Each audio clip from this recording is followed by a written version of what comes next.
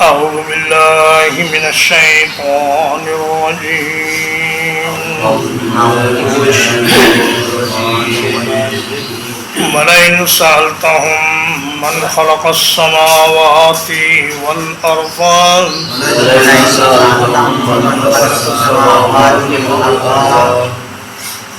اور اگر آپ ان سے پوچھیں کہ آسمانوں کو اور زمین کو کس نے پیدا کیا ہے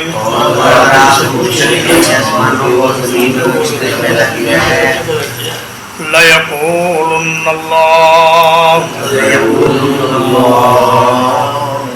تو یقیناً ضرور کہیں گے اللہ نے قُلْ أَفَرَأَيْتُمْ مَا تَدْعُونَ مِن دُونِ اللَّهِ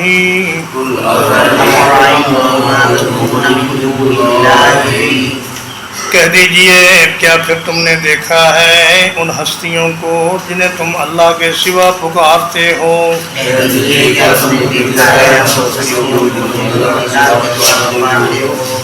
ان ارادنی اللہ بضر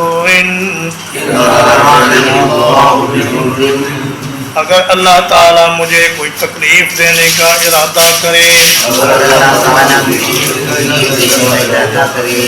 هل هن كاشفات ضره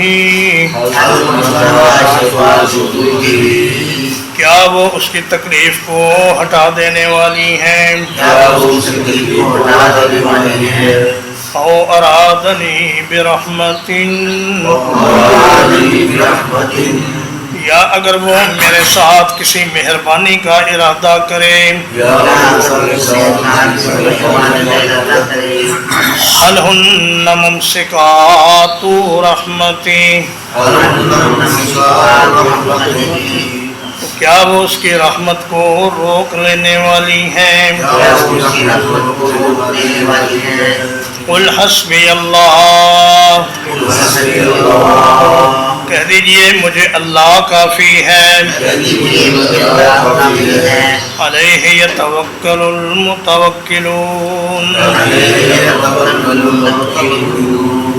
اسی پر بھروسہ کرتے ہیں بھروسہ کرنے والے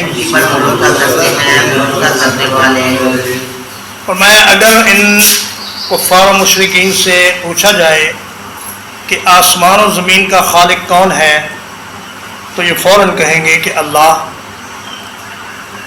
تو ان سے یہ پوچھنا چاہیے کہ اگر خالق اللہ ہے تو پھر مالک بھی تو اللہ ہی ہے اور اگر مالک اللہ ہے تو حکم بھی تو اسی کا چلنا چاہیے الا لہ الخلق والامر پیدائش بھی اسی کی حکم بھی اسی کا ہر چیز کو پیدا کرنے والا بھی وہی اور ہر چیز کا مالک بھی وہی اور ہر چیز پہ حکم بھی اسی کا چلے گا پھر یہ تم نے جو اللہ کے سوا دوسرے معبود بنا لیے ہیں ان کا کیا جواز ہے کیا یہ میری کوئی مشکل حل کر سکتے ہیں یا اللہ کی کسی مہربانی کو مجھ سے روک سکتے ہیں اس کا جواب ذکر نہیں کیا گیا اس لیے کہ اس کا جواب ان کے پاس کوئی ہے ہی نہیں سوائے خاموشی کے تو فرمایا اے میرے حبیب آپ خود ہی کہہ دیں کہ مجھے تو اللہ ہی کافی ہے اور اسی پر بھروسہ کرنے والے بھروسہ کرتے ہیں یہ امر ہے خبر کی صورت میں امر ہے کہ اللہ پر ہی بھروسہ کرنا چاہیے بھروسہ کرنے والوں کو قُلْ يَا قَوْمِ اعْمَلُوا عَلَى مَكَانَتِكُمْ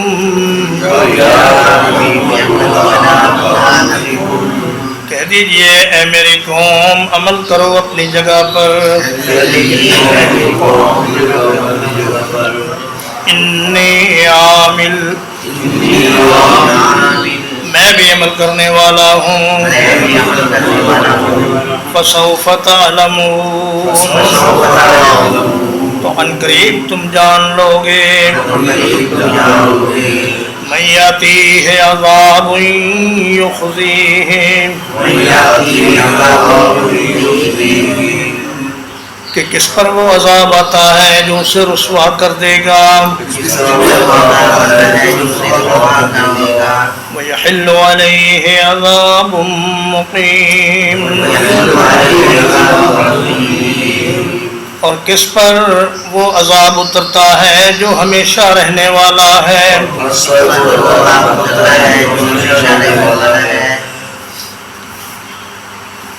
فرمایا کہ تم اپنی جگہ عمل کرتے چلے جاؤ. اس کا مطلب یہ نہیں کہ تمہیں اپنے غلط اعمال کرنے کی اجازت دی جا رہی ہے، بلکہ یہ وعید ہے اور ڈانٹ ہے.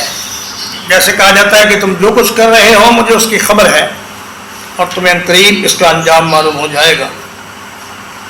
تو اللہ فرماتا ہے کہ جو تم کر رہے ہو کرو، اس لیے کہ تمہیں اختیار دے کر بھیجا گیا ہے اور میں بھی کر رہا ہوں جس کا مجھے حکم دیا گیا ہے. تو عنقریب تمہیں پتہ چل جائے گا کہ ذلت والا عذاب کس کے حصے میں آتا ہے اور ہمیشہ رہنے والا عذاب کس پر نازل ہوتا ہے. ذلت والے عذاب سے مراد دنیا کا عذاب اور عذاب مقیم سے مراد آخرت کا عذاب. چنانچہ اللہ پاک نے نبی کریم صلی اللہ علیہ وسلم کی زندگی ہی میں پورے ملک عرب پر آپ کو فتح عطا فرما دی اور مکہ فتح کروا دیا، اور آخرت میں کفار و مشرکین کے لیے جو عذاب ہے وہ تو بہرحال ہے اور وہ کبھی ان سے ہٹے گا نہیں. اِنَّا أَنزَلْنَا عَلَيْكَ الْكِتَابَ لِلنَّاسِ بِالْحَقِّ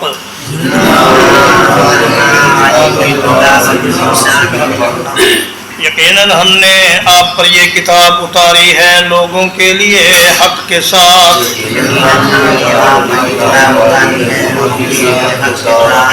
فَمَنِ اهْتَدَىٰ فَلِنَفْسِهِ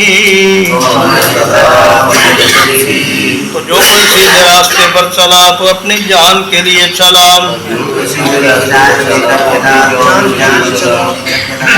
وَمَنْ ضَلَّ فَإِنَّمَا يَضِلُّ عَلَيْهَا اور جو کوئی گمراہ ہوا تو وہ بھی اپنی جان پر گمراہ ہوا.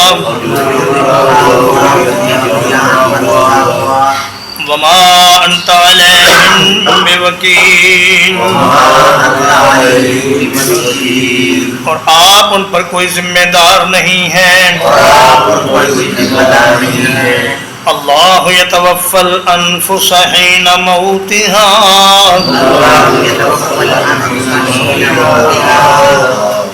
اللہ تعالیٰ جانوں کو قبض کرتا ہے اس کی موت کے وقت. والتی لم تمت فی منامها اور اس جان کو بھی قبض کرتا ہے جو اپنی نیند میں فوت نہیں ہوتی.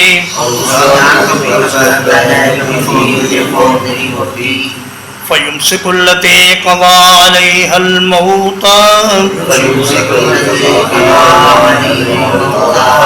تو روک لیتا ہے اس جان کو جس پر موت کا فیصلہ ہو چکا. وَيُرْسِلُ الْأُخْرَىٰ اور دوسری کو چھوڑ دیتا ہے. إِلَىٰ أَجَلٍ مُّسَمًّى ایک مدت مقرر تک. إِنَّ فِي ذَلِكَ لَآيَاتٍ لِقَوْمٍ يَتَفَكَّرُونَ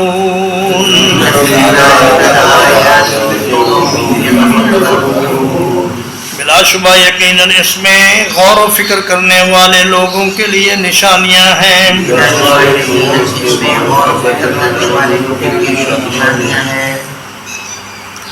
فرمایا اللہ تعالیٰ جانوں کو قبض کر لیتا ہے موت کی حالت میں جب ان پر موت آتی ہے، اور اس وقت بھی جانوں کو قبض کرتا ہے جب انسان سو رہا ہوتا ہے.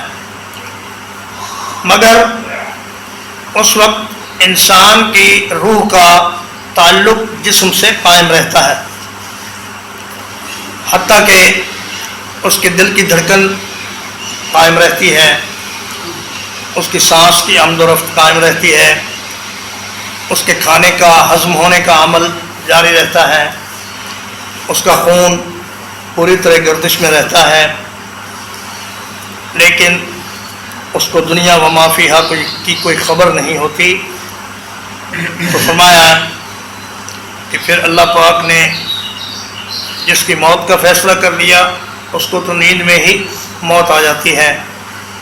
آپ نے سنا ہوگا کئی لوگ رات کو سوئے چنگے بھلے اور صبح اٹھے ہی نہیں، اور دن کو سوئے اور دوبارہ نہیں اٹھے، اور یہ جان کو قبض کرنے اور پھر اس کو واپس کرنے کا سلسلہ یہ انسان کی پوری زندگی میں جاری رہتا ہے، اور یہ اللہ پاک کی قدرت کی بہت بڑی دلیل ہے۔ کوئی انسان کسی انسان کو سلا نہیں سکتا اگر اللہ اسے سلانا نہ چاہے۔ اور نبی کریم صلی اللہ علیہ وسلم کی دعاؤں میں بھی نیند کو موت ہی سے تشبیہ دی گئی ہے۔ حضرت حذیفہ رضی اللہ تعالیٰ عنہ راوی ہیں، بخاری شریف کی حدیث ہے کہ کان النبی صلی اللہ علیہ وسلم اذا ابا الى فراشہ قال بسمک اموت واحیا واذا قام قال الحمد للہ الذی احیانا بعدما اماتنا والیہ النشور۔ سوتے وقت اللہ کے نبی فرماتے یا اللہ میں تیرے نام سے مرتا ہوں اور تیرے نام سے ہی زندہ ہوں گا، اور اٹھنے کے بعد فرماتے کہ سب تعریفیں اس اللہ کے لیے ہیں جس نے ہمیں مارنے کے بعد پھر زندگی عطا فرمائی۔ اور فرمایا جب سفر میں سارا لشکر سو گیا تو نبی کریم صلی اللہ علیہ وسلم نے فرمایا ان اللہ قبض ارواحکم حین شاء، اللہ پاک نے تمہارے روحوں کو جب چاہا قبض کر لیا، وردہا علیکم حین شاء، اور جب چاہا تمہاری روحیں تم پر واپس کر دیں۔ یعنی پورے لشکر میں سے کوئی ایک آدمی بھی فجر کی نماز پر نہ اٹھ سکا۔ تو اللہ پاک نے اپنی قدرت کا یہ کرشمہ دکھلایا کہ اگر میں روح واپس نہ کروں تو کوئی انسان اپنے طور پر نہ جاگنے کی صلاحیت رکھتا ہے اور نہ ہی سونے کی صلاحیت رکھتا ہے۔ محض اللہ پاک کی مہربانی اور اس کی کرم نوازی ہے کہ وہ انسان کو دن بھر کے کام کے بعد تھوڑی دیر کے لیے سلا دیتا ہے تاکہ اس کا جسم دوبارہ سے پھر کام کے لیے اور اللہ کی عبادت کے لیے تیار ہو جائے۔ ترجمہ ایک بار، وَلَئِن سَأَلْتَهُم مَّنْ خَلَقَ السَّمَاوَاتِ وَالْأَرْضَ،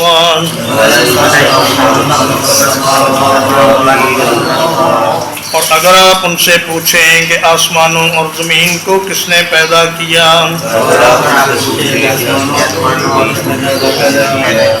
لَيَقُولُنَّ اللَّهُ،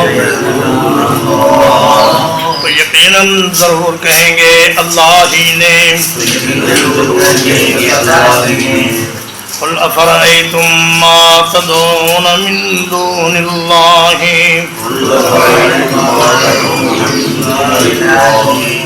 کہہ دیجئے کیا تم نے دیکھا ان ہستیوں کو جنہیں تم اللہ کے سوا پکارتے ہو؟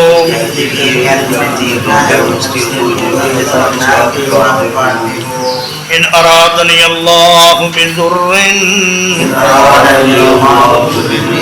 اگر اللہ پاک مجھے کوئی تکلیف دینے کا ارادہ فرمائے، هل هن کاشفات ضرہ،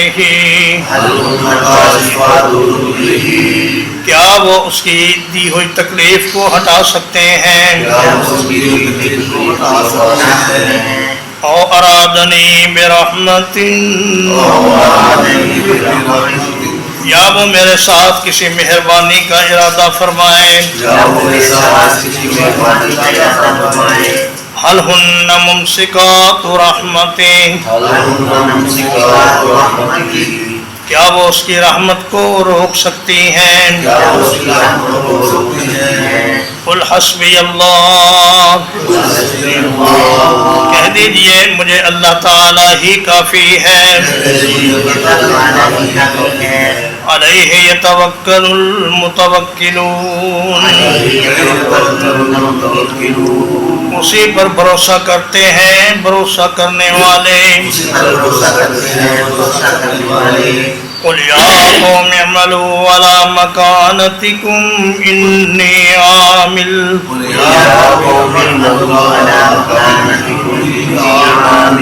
کہہ دیجئے اے میری قوم تم اپنی جگہ عمل کرتے رہو، میں بھی عمل کرنے والا ہوں۔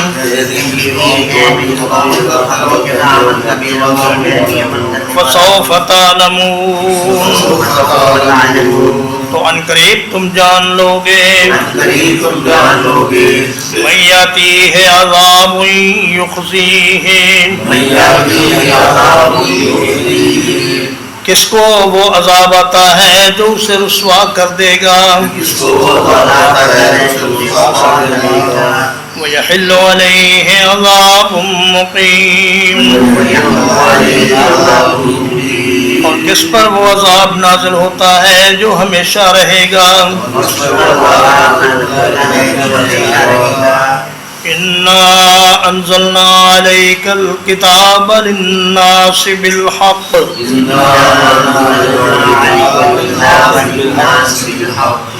بلا شبہ ہم نے آپ پر یہ کتاب نازل کی ہے لوگوں کے لیے حق کے ساتھ۔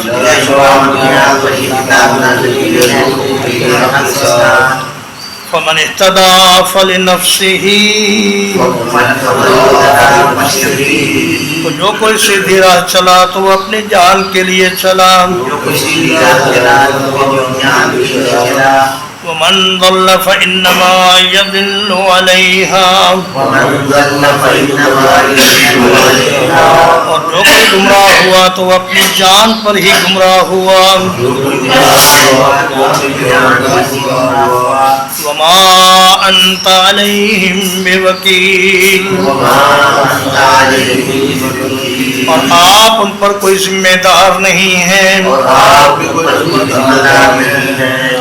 اللہ یتوفی الانفس حین موتها، اللہ تعالیٰ جانوں کو قبض کرتا ہے ان کی موت کے وقت۔ والتي لم تمت في منامها، اور انہیں بھی قبض کرتا ہے جو اپنی نیند میں مرتی نہیں ہے۔ فَيُمْسِكُ الَّتِي قَضَى عَلَيْهَا الْمَوْتَ، تو ان جانوں کو روک لیتا ہے جن پر اس نے موت کا فیصلہ کر دیا۔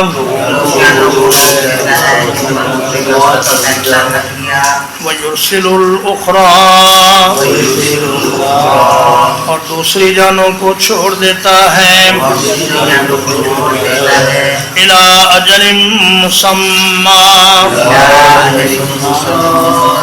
ایک مدت مقرر تک۔ إِنَّ فِي ذَلِكَ لَآيَاتٍ لِقَوْمٍ يَتَفَكَّرُونَ، بلا شبہ یقیناً اس میں نشانیاں ہیں غور و فکر کرنے والے لوگوں کے لیے۔